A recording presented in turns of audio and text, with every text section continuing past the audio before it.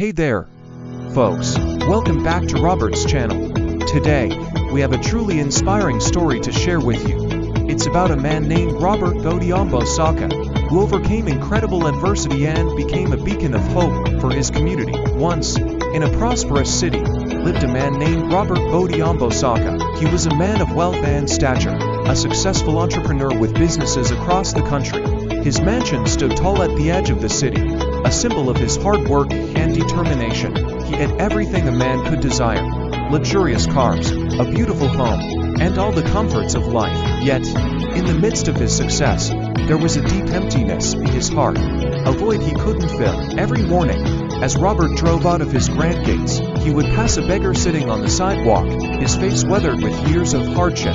The beggar's name was Samuel. His clothes were tattered, his hair long and unkempt, and his eyes were a mirror of the struggles he had endured over the years.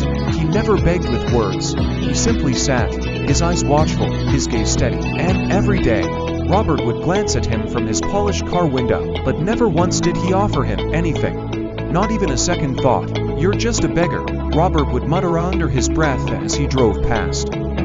"Get a job.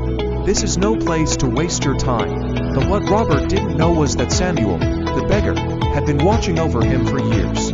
Samuel wasn't just a fixture on the street corner.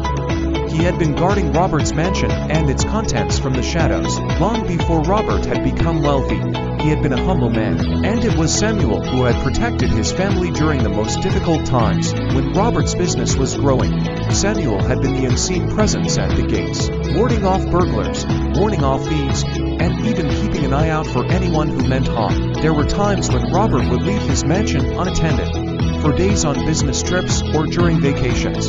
During these times, it was Samuel who would sit by the gates, watching the property with fierce loyalty. The wealth Robert had accumulated was not solely due to his own efforts.